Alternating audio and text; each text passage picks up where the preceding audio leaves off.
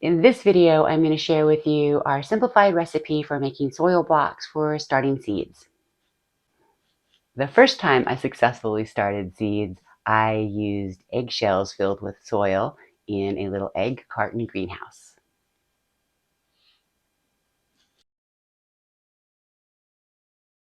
The next year, I needed to up the number of seeds I started, and I outgrew the eggshell method.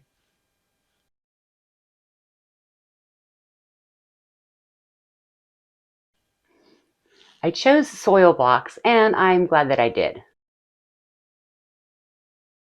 There are several reasons I continue to use soil blocks. Blocking allows me to determine how much room I need for planting instead of being tied into a 72 unit tray. I don't know the word for that.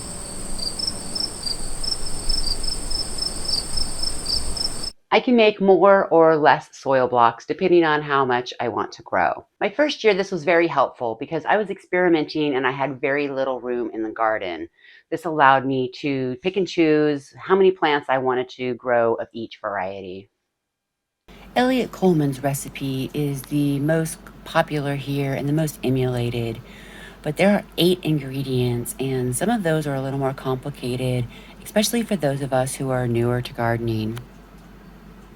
I've simplified the recipe down to 5 ingredients. I'm experimenting with some other blends to see if I can even simplify that more. There's evidence that humans have been using soil blocks for over 2,000 years. Originally, Michael Ladbrooke made them popular in the United Kingdom, and Eliot Coleman brought them here to the United States. The tools we'll need to create soil blocks. This is the 4-block.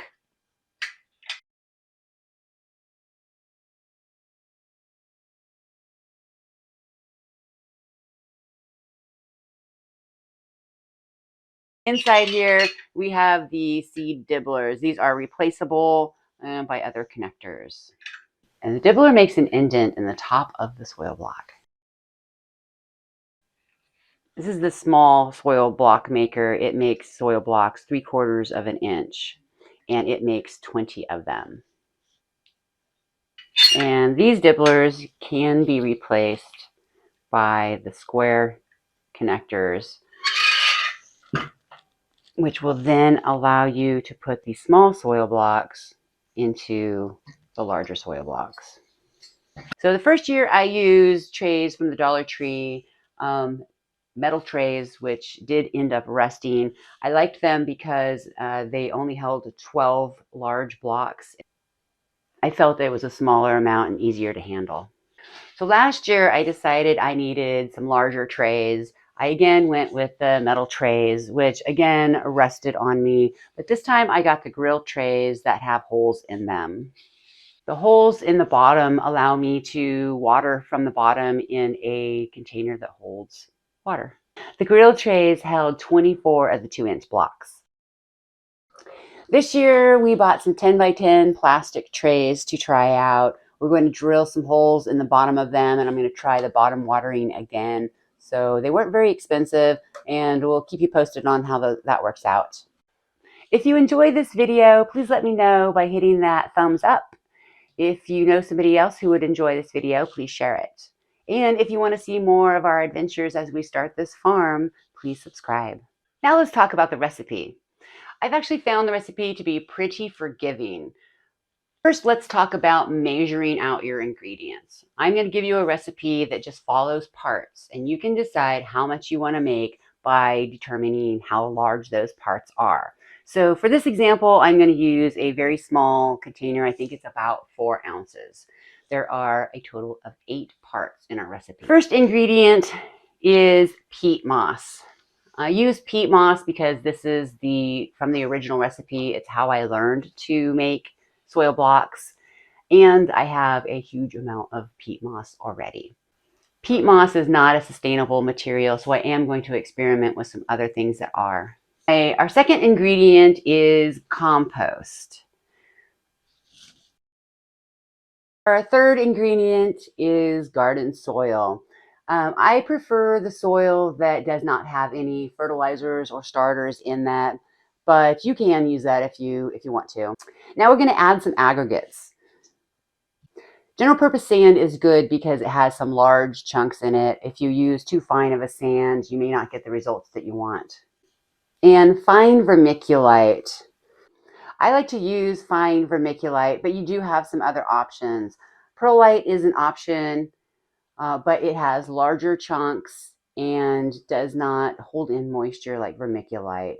I may tend to forget to water my seedlings as frequently as I should, and the vermiculite helps hold in that moisture until I can get down here to water them.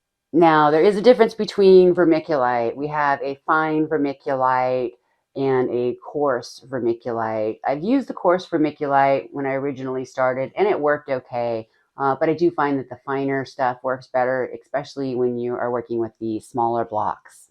The original soil blocking recipe from Eliot Coleman requires some fertilizers, and I leave those completely out of my soil blocks.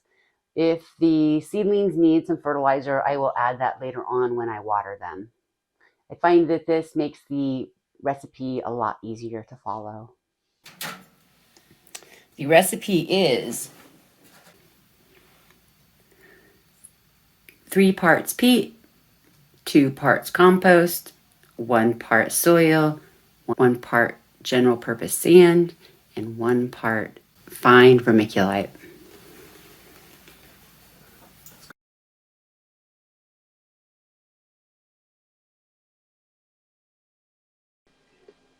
I used a large tub to mix up a batch of materials. I used a 1-gallon container as my part, and so there are a total of 8 gallons in the container. I ended up using almost 2 gallons of water, which was just a little bit too much for this mix. I estimate about 1.5 gallons is the appropriate amount for this 8-gallon mix.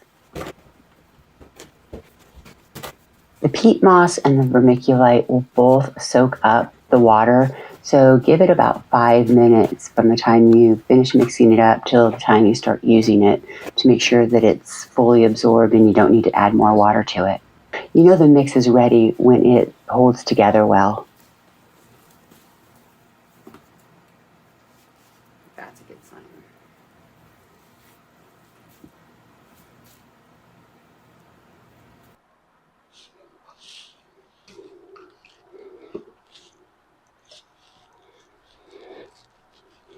Really want to squish this stuff in here.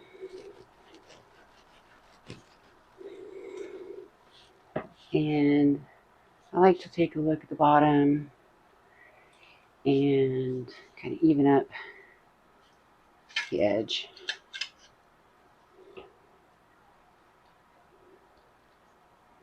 Looks pretty good.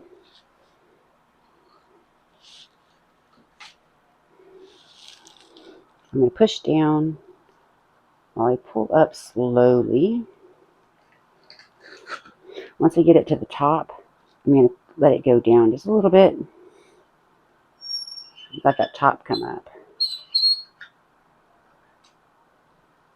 Just a slow release to make sure we don't tear that top off. Look pretty good. They're pretty wet, so I can move them around a little bit, but wouldn't want to pick them up at this point because they are pretty wet.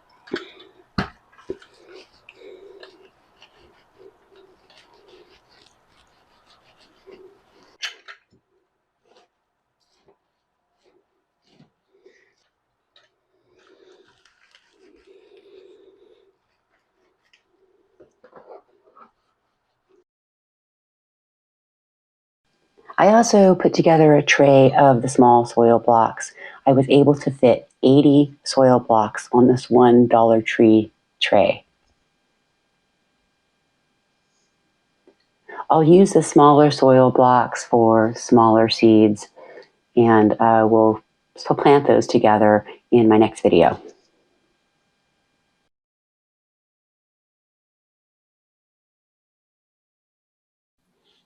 And next up on the farm, we're going to be seed starting and filling up those metal raised beds. Thanks for hanging out with me. See you next time.